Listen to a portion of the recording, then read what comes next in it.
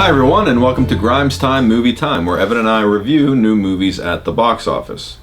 This week we reviewed Jack Reacher 2, Never Go Back. This is the sequel to the original Jack Reacher film. It's based off a book series, I'm told. I don't know, I'm not a big reader, so...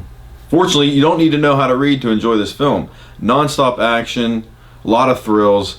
I loved really every second of it. It reminded me of the Jason Bourne and the James Bond franchises in that you never really know what's happening on the screen, but it's really intense and you can't get enough of it. Well, I gotta agree with Joe. This is a great film. Maybe my favorite of the year. Incomprehensible at times, he's right. You're not really gonna know what's going on or who you're rooting for, what's at stake, but all you gotta do is look in Tom's eyes and you'll know it's important. I will say I wish they would have filmed this one in Pittsburgh. They filmed the last one in Pittsburgh. I didn't see any reason to switch it up. It was good seeing those different sites. And I heard actually that's why they named the sequel Never Go Back, because Tom Cruise hated filming in our city so much that he just said he refused to ever shoot in Pittsburgh again. Something about how the public was treating him. He had a lot of people stalking him or whatnot. I mean, that kind of comes with the territory. I heard you were following him around. I remember you telling me you were following him around quite a bit. No, I wasn't following him around. I knew that he was going to this one Starbucks on Penn. And, if I had a day off or, maybe I called off, I'd maybe spend 6-8 hours in there. And I got to meet my idol, And the thing about meeting your idol is sometimes you can really make an ass out of yourself because you don't know what to say. So I was ready. And I saw him and I just said, "You're everything, Mr. Cruise. You're my everything. You mean so much to me, and Days of Thunder is the reason why I want to be a driver." And he was a delight, such a nice guy. We started talking. He goes, "What do you drive? Formula One, stock car?" And I said, "No, pizza, actually." This is a can't miss movie. Really great. Again, you don't really know what's going on. I remember a lot of double. Come to think of it, maybe even some triple crosses. But small gripe, overall great film. I'm going to give it an E+. I got to agree with Joe. This is a great movie. If I have to give it a rating, it's like part of me wants to give it an N for non-stop action, but that's a bad score, and it's not a bad movie. I would say I'm going to go with D. And the D is for Days of Thunder. That's why I work at Pizza Hut.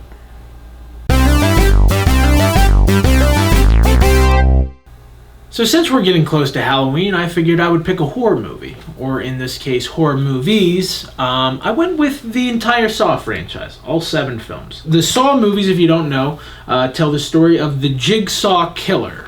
He's a killer who puts his victims through these elaborate puzzles that they have to solve in hopes to survive. He's a killer with a moral compass. He's not just picking Joe Schmo off the street.